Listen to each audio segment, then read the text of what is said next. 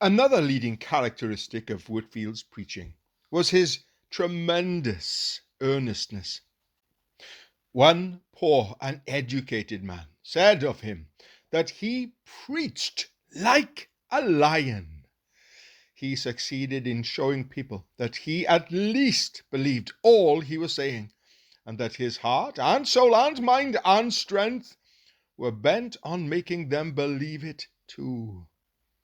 His sermons were not like the morning and evening gun at Portsmouth, a kind of formal discharge fired off as a matter of course that disturbs nobody. They were all life and fire. There was no getting away from them. Sleep was next to impossible. You must listen whether you liked it or not. There was a holy violence about him which firmly took your attention by storm. You were fairly carried off your legs by his energy before you had time to consider what you would do. This, we may be sure, was one secret of his success. We must convince men that we are in earnest ourselves if we want to be believed. The difference between one preacher and another is often not so much in the things said as in the manner in which they are said. It is recorded by one of his biographers that an American gentleman once went to hear him. For the first time, in consequence of the report he heard of his preaching powers, the day was rainy, the congregation comparatively thin, and the beginning of the sermon rather heavy.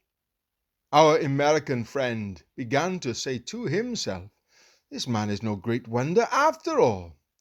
He looked round and saw the congregation as little interested as himself. One old man in front of the pulpit had fallen asleep. But all at once Whitefield stopped short. His countenance changed, and then he suddenly broke forth into an altered tone. "If I had come to speak to you in my own name, you might well rest your elbows on your knees and your heads on your hands and sleep, and once in a while look up and say, 'What is this babbler talking of?' But I have not come to you in my own name. No, I have come to you in the name of the Lord of hosts." Here he brought down his hand and foot with a force that made the building ring. "And I must and will be heard." The congregation started. The old man woke up at once. "Aye, aye," cried Whitefield, fixing his eyes on him. "I have waked you up, have I? I meant to do it. I am not come here to preach to stocks and stones. I have come to you in the name of the Lord God of hosts, and I must and will have an audience." The hearers were stripped of their apathy at once. Every word of the sermon after this was heard with deep attention, and the American gentleman never forgot it. One more feature in Whitefield's preaching deserves special notice, and that is the immense amount of pathos and feeling which it always contained. It was no uncommon thing with him to weep profusely in the pulpit. Cornelius Winter, who often accompanied him in his latter journeys, went so far as to say that he hardly ever knew him get through a sermon without some tears. There seems to have been nothing of affectation in this. He felt intensely for the souls before him, and his feelings found an outlet in tears. Of all the ingredients of his success in preaching, none, I suspect, were so powerful as this. It awakened affections and touched secret springs in men, which no amount of reasoning and demonstration could have moved. It smoothed down the prejudices which many had conceived against him. They could not hate the man who wept so much over their souls. "I came to hear you," said one to him, "with my pocket full of stones, intending to break your head. But your sermon got the better of me and broke my heart." Once become satisfied that a man loves you, and you will listen gladly to anything he has to say. I will now ask the reader to add to this analysis of Whitefield's preaching that even by nature he possessed several of the rarest gifts which fit a man to be an orator. His action was perfect, so perfect that even Garrick, the famous actor, gave it unqualified praise. His voice was as wonderful as his action, so powerful that he could make 30,000 people hear him at once, and yet so musical and well-toned that some says he could raise tears by his pronunciation of the word Mesopotamia.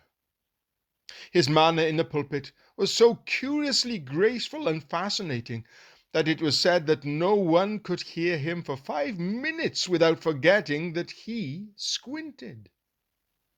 His fluency and command of appropriate language were of the highest order, prompting him always to use the right word and to put it in the right place. Add, I repeat, these gifts to the things already mentioned, and then consider whether there is not sufficient in our hands to account for his power and popularity as a preacher. For my own part, I have no hesitation in saying that I believe no English preacher has ever possessed such a combination of excellent qualifications as Whitefield. Some, no doubt, have surpassed him in some of his gifts, others, perhaps, have equaled him in others. But for a well-balanced combination of some of the finest gifts that a preacher can possess, united with an unrivaled voice, manner, delivery, action, and command of words, Whitefield, I repeat, in my opinion, stands alone. No Englishman, I believe, dead or alive, has ever equaled him, and I suspect we shall always find that just in proportion as preachers have approached that curious combination of rare gifts which Whitefield possessed, just in that very proportion have they attained what Clarendon defines true eloquence to be, a strange power of making themselves believed. The inner life and personal character of this great spiritual hero of the last century are a branch of my subject on which I shall not dwell at any length. In fact, there is no necessity for my doing so. He was a singularly transparent man. There was nothing about him requiring apology or explanation. His faults and good qualities were both clear and plain as noonday. I shall therefore content myself with simply pointing out the prominent features of his character, so far as they can be gathered from his letters and the accounts of his contemporaries, and then bring my sketch of him to a conclusion.